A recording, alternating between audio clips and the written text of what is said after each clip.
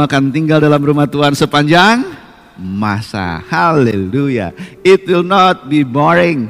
It will be pleasant. Itu akan menyenangkan, ya. Oleh sebab itu, mari kita lihat kenapa bisa menyenangkan.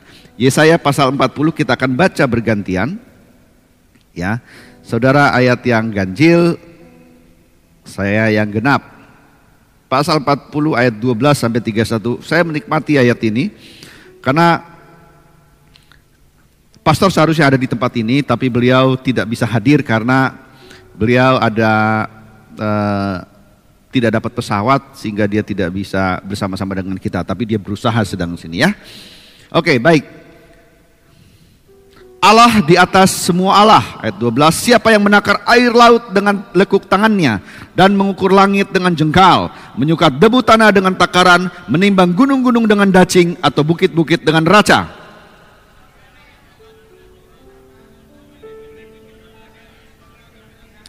Kepada siapa Tuhan meminta nasihat untuk mendapat pengertian? Dan siapa yang mengajar Tuhan untuk menjalankan keadilan? Atau siapa mengajar dia pengetahuan dan memberi dia petunjuk supaya bertindak dengan pengertian?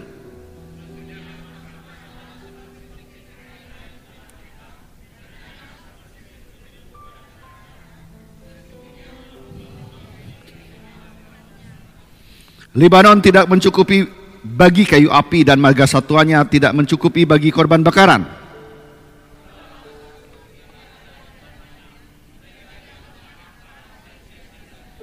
Jadi dengan siapa hendak kamu samakan Allah, dan apa yang dapat kamu anggap serupa dengan Dia?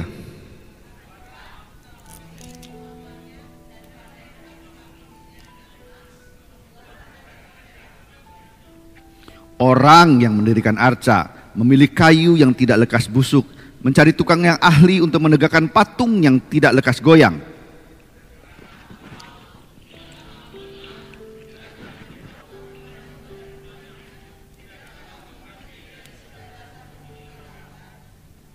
Dia yang bertahta di atas bulatan bumi yang penduduknya seperti belalang, dia yang membentangkan langit seperti kain dan memasangnya seperti kemah kediaman.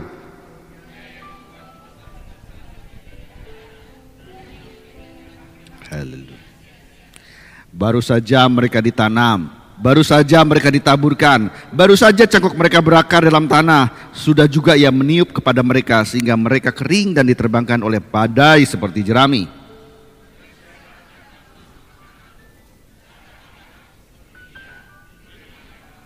Arahkanlah matamu ke langit dan lihatlah siapa yang menciptakan semua bintang itu, dan menyuruh segenap tentara mereka keluar sambil memanggil nama mereka sekaliannya. Satu pun tidak ada yang hadir. Oleh sebab Ia maha kuat, maha kuasa dan maha kuat.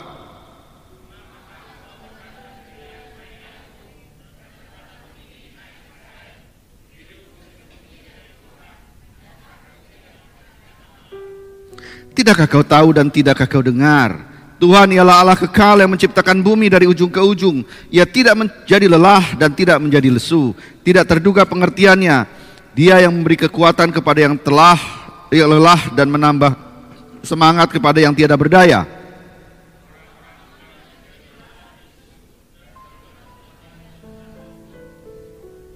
Tetapi orang-orang yang menantikan Tuhan mendapat kekuatan baru. Mereka seumpama raja wali yang naik terbang dengan kekuatan sayapnya. Mereka berlari dan tidak menjadi lesu. Mereka berjalan dan tidak menjadi lelah. Haleluya. Berikan kemuliaan bagi Allah kita. Waduh, saudaraku, sebenarnya ini sudah dijelaskan semuanya. Udah kita bisa tutup ibadahnya. Saudaraku, ini luar biasa ini. Saudara, ya. Baik. Oke. Summary-nya, ayat 12 sampai 14 ini adalah menyikapi komentar dunia yang seolah-olah mereka dapat yang pertama apa? Menasihati Tuhan. Kedua apa? Mengatur Tuhan. Yang ketiga apa? Kasih masukan sama Tuhan. Yang keempat apa? Ngajarin. Saudaraku, sebenarnya apa yang terjadi masa-masa ini pun pernah terjadi di masa lalu. Betul apa betul? Iya. Saya mau tanya sekarang. Ada nggak yang ngajarin Tuhan masa-masa ini? Ada. Nih contohnya ya. Ini beberapa orang. Saya yakin nggak ada di sini. Ketika ada yang kena COVID, beberapa orang pendeta. Tuh ada tuh saling ribut tuh pendeta-pendeta tuh. Dia bilang apa? Tuh lihat pendeta karismatik katanya. Kenapa tiba-tiba bisa kena gitu? Kenapa nggak berdoa aja sama Tuhan ya? Dia mengajarin Tuhan supaya apa? Kalau Tuhan mampu, kenapa Tuhan nggak sembuhkan pendeta karismatik? Itu kan gitu maksudnya kan? Mau ngajarin Tuhan ya? Hah? Mau nasihatin Tuhan? Harusnya kalau pendeta, Tuhan jagai, Tuhan nggak kenain itu kan gitu kan? Sok ngajarin Tuhan. Ada lagi, ya. Kenapa? Begitu banyak di dunia ini. Apakah Tuhan tidak tahu? Apakah Tuhan tidak dengar? Saya mau tanya, Tuhan dengar nggak? Tuhan dengar doa nggak? Tuhan tahu nggak kejadian ini? Kenapa Tuhan biarin? Mau ngajarin Tuhan ya? Mau nasihatin Tuhan ya? Betul nggak? Ini yang kejadian, saudara. Sok mau ngatur. Harusnya nih dibiarin sakit, sembuh. Biarin sakit, sembuh. Emang sinetron. Saudara mau jadi sutradara? Hah? Ngatur Tuhan. Ya Pak ya? Udah kejadian. Ribuan yang tahun yang lalu sudah dibuatkan oleh Yesaya. Siapa kamu? Lihat yang awalnya. Siapa yang menakar air laut dengan lekuk tangannya dan mengukur langit dengan jengkal? Saudaraku, bukan Allah yang menyebabkan ini. Tapi kalaupun Allah mengizinkannya, Dia punya maksud yang mulia. Tujuan akhir Allah adalah supaya semua bangsa mengenal Yesus Kristus sebagai Tuhan, mendengar message bahwa ada Yesus penyelamat itu. Amin, saudaraku. That's the message.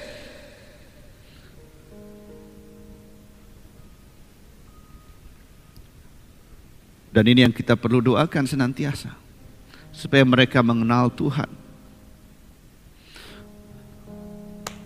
Saudaraku, bencana tidak bisa membuat orang tinggal di rumah. Betul? Perang tidak bisa membuat orang tinggal di rumah. Yang tinggal di rumah adalah yang tidak berperang. Yang perang masih terjadi. Tapi lihat saat ini, siapapun tinggal di rumah saat ini.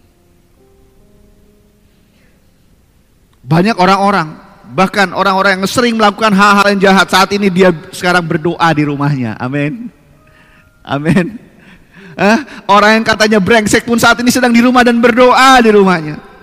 Dan kita berdoa supaya apa? Mereka bisa mengenal dan Yesus menampakkan dirinya di dalam hidup mereka. Amin. Itu doa umat Tuhan harusnya. Ya. Hey, come on. Siapa kamu yang menakar langit, yang menakar, apa katanya di sini? Menakar air laut dengan lekuk tangannya. Hey, pikiranmu seperti ini kecil. Laut itu begitu besar dan luas. Oh, berat air laut, jumlah air laut sekian meter kubik, nggak bisa ditakar. Oh, 100.000 takaran tanganku nggak bisa. Karena begitu besarnya. Langit begitu jauh dan dalamnya. Siapa yang bisa menyentuh langit? Never, never. Bahkan pesawat luar angkasa, dia mencoba menembus langit, tidak bisa menyentuh ujung langit sekalipun. Dan siapa yang menciptakan? Our God. He is the one that create all these things. Amen.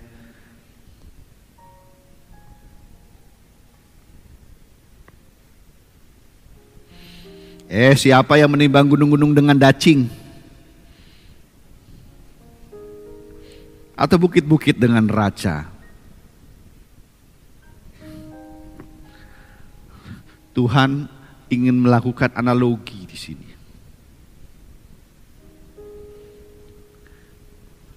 Otak kita sebesar ini, pikiran kita hanya segini. Bagaimanakah kita bisa mengetahui dan mengerti kehendak Allah hanya dengan pikiran kita? Gak bisa. Dia hanya bisa dimengerti with your faith. Dia hanya bisa dimengerti with your spirit. Dia hanya bisa didalami dengan imanmu. Dia hanya bisa didalami dengan persekutuan dengan Roh Tuhan. Baru dia bisa mengenal siapa Allah kita. Allah penyelamatmu, Allah penyelamatku.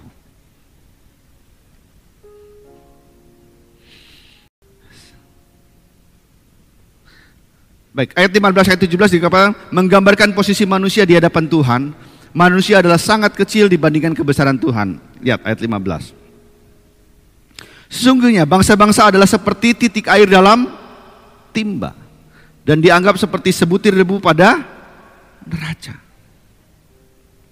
Sesungguhnya pulau-pulau tidak lebih dari abu halus beratnya. Waduh, saya bilang. Saudara punya timba? Tahu timba? Ada setitik air? Plung. We are nothing.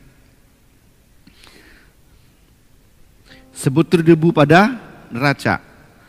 Ada timbangan? Kasih debu. Berubah nggak timbangannya? Enggak. Sebenarnya kita, kalau dengan pikiran dan akal kita, nggak ngaruh, itu bahasanya. Nggak ngaruh. Ya, wong Tuhan, tiup aja, lenyap. Tapi lihat, apa yang Tuhan janjikan. Kamu berjalan tidak menjadi lelah, berlari tidak menjadi lesu. Lalu Tuhan sampaikan begini juga. Dengan siapa hendak kamu samakan Allah? Dan apa yang dapat kamu anggap serupa dengan Dia? Patunggah?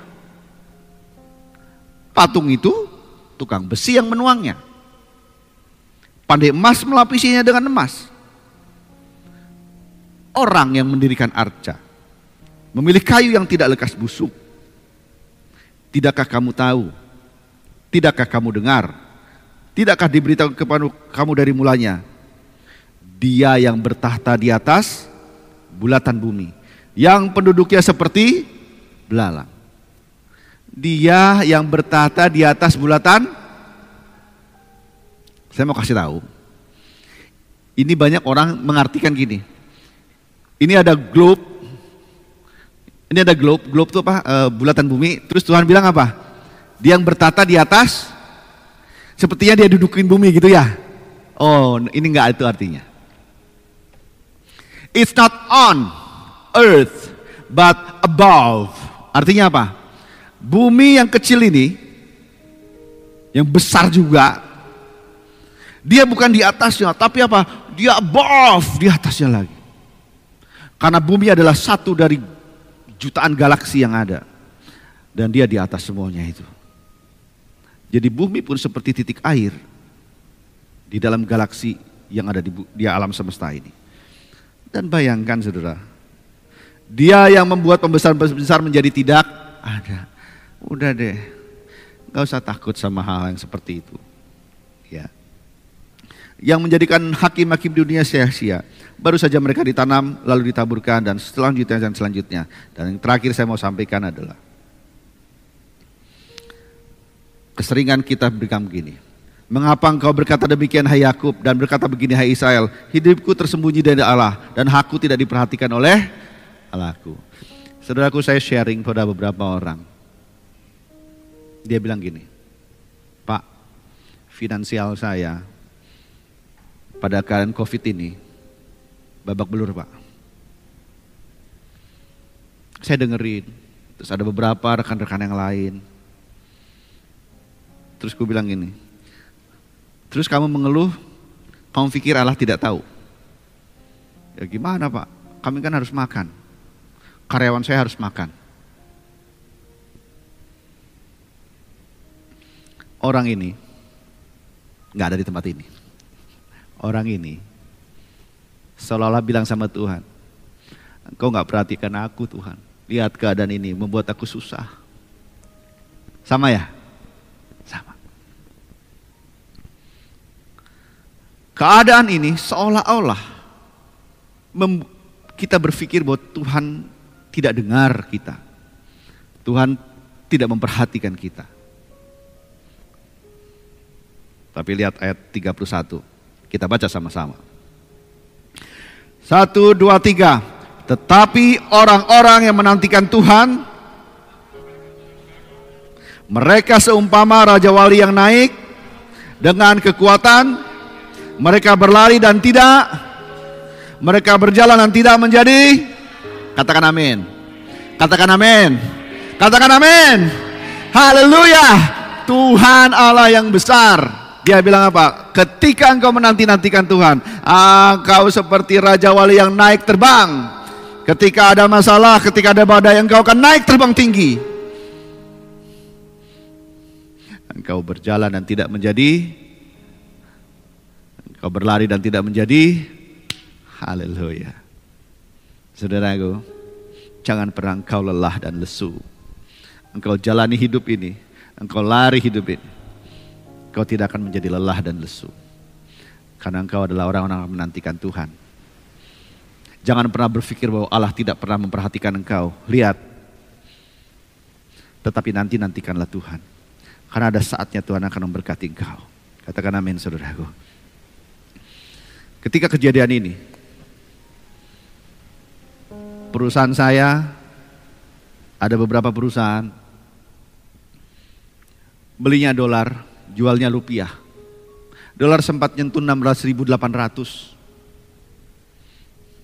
Waktu itu saya bilang, aku hanya bersandar kepadamu Tuhan. Tuhan ubahkan semuanya. Perusahaan saya tetap profit saat ini. Amin. Berapa orang hadir? Nah, saya mau kasih hadiah satu-satu. Boleh bawa pulang, ini nama hand sanitizer ya. Ini berkat dari perusahaan saya. Amin. Boleh bawa pulang. Kami selalu Tuhan tunjukkan bagaimana keluar dari masalah. Saya bersyukur perusahaan kami bisa survive. 2 minggu pertama stressful. Minus 1,1 miliar. Gak apa-apa. Tuhan akan gantikan. Amin, saudaraku. Jangan pernah mengeluh. Karena Tuhan pasti akan tolong saudara dan saya semua. Amin. Apalah arti uang itu? Bukankah damai sejahtera dan sukacita lebih daripada itu semua? Tapi kita akan diberkati. Dan kekayaan bangsa-bangsa akan datang pada kita. Jangan kejar karena mereka yang datang sama kita. Amin. Makanya jangan kejar uang. Tapi apa? Biarlah uang datang sama kita. Amin. Karena ketika engkau menanti-nantikan Tuhan, kau akan mendapatkan kekuatan baru. Mari kita sama-sama berdoa. Haleluya Bapa Surgawi. Renungkanlah ayat ini. Sepulang kau di rumah, baca kembali Yesaya 40 ayat 12 sampai 31 ini. Ini saya baca berulang-ulang saya baca. Itu memberkati saya, saudara. Dalam kehidupan saya belajar, Tuhan, saya tidak berani lagi Tuhan untuk mempertanyakan Engkau. Aku tidak mau lagi Tuhan untuk ngajarin Engkau dan mencoba-coba menasihati Engkau. Hanya satu aja, saya mau menurut saja. Mungkin beberapa waktu lagi yang ke depan nanti saya akan nyanyikan ada satu lagu dari saya. Itu tentang ini ya. Bahwa Tuhan, aku hanya mau nurut sajalah sama Engkau. Ya. Satu, aku mau duduk di dekat kakimu. Aku hanya mau mendengarmu dan menuruti perintahmu aja. Kenapa? Karena kalau aku senantiasa ada di dekat kakimu, menanti-nantikanmu senantiasa, aku akan mendapatkan kekuatan baru. Yes. Aku akan berjalan dan tidak menjadi lelah, dan berlari dan tidak pernah menjadi lesu. Amen. Katakan kiri dan kananmu, engkau akan mendapatkan kekuatan baru. Amen. Haleluya. Haleluya, Jesus, Lord.